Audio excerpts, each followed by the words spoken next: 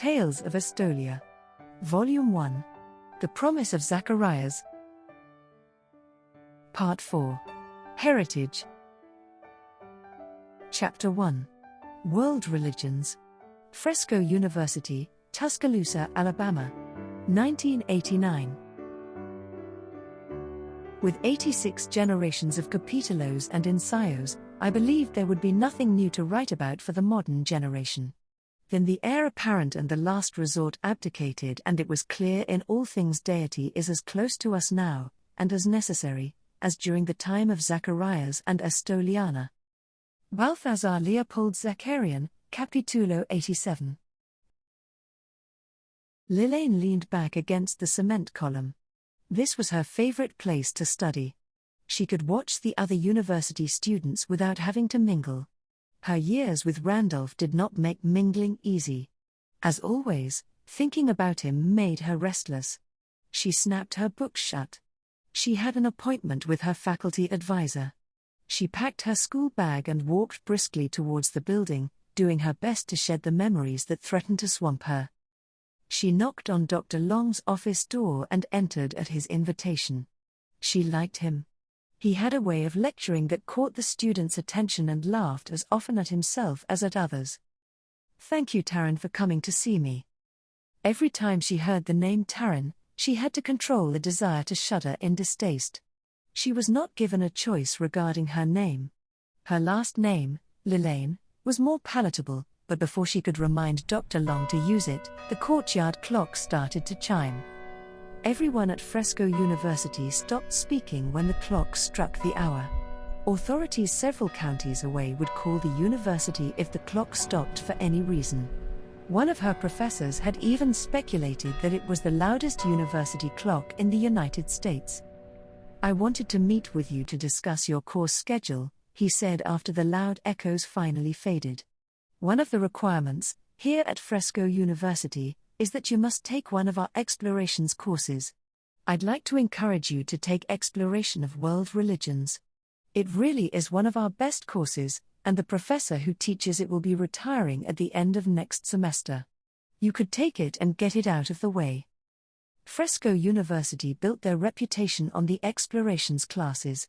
Every professor of the small private liberal arts college was required to develop and present one explorations course per year.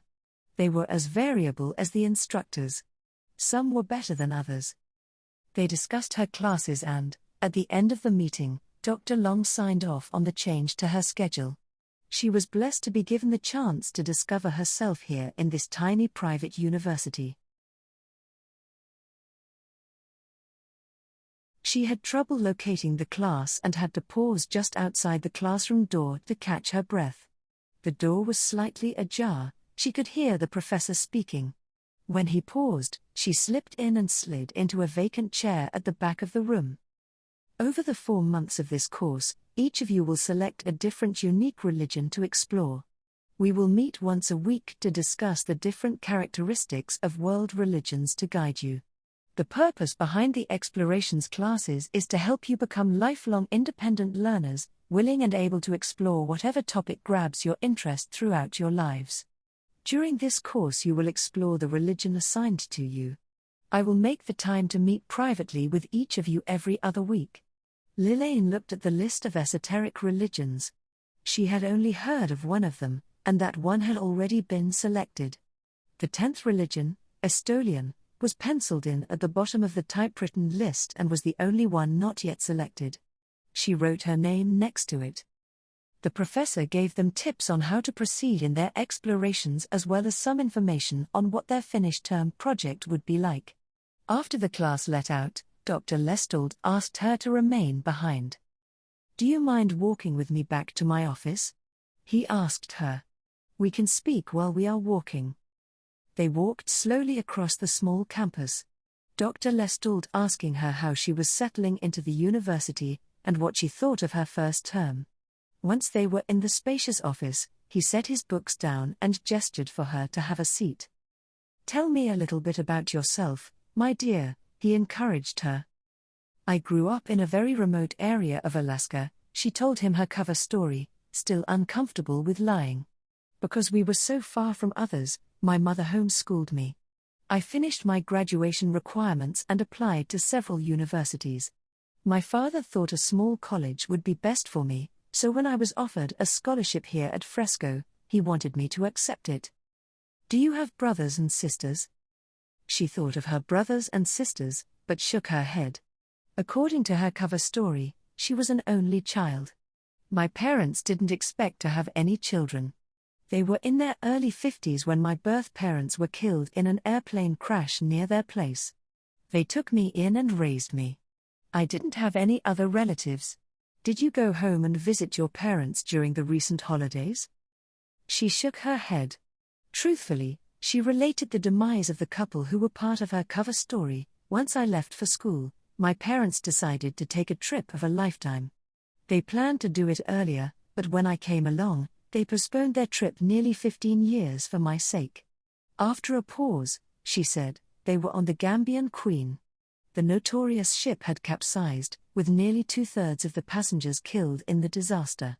They would have been happy to go together, and to know they died only after they saw me situated in life. The one time she met the elderly couple, she liked them, and she had to blink back tears at the thought of the tragedies.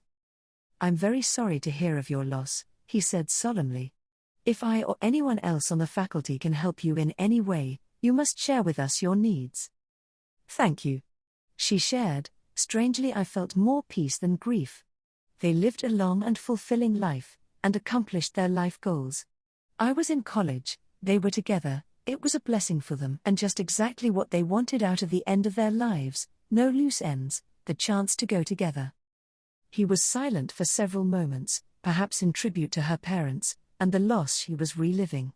I wanted to speak to you about your assignment. Normally I only have 9 students in the class, but Dr. Long asked me to take on one further student. I agreed, but whenever I do take on a larger class than expected, I give Estolia as the religion to investigate. That is why I asked you to come to my office.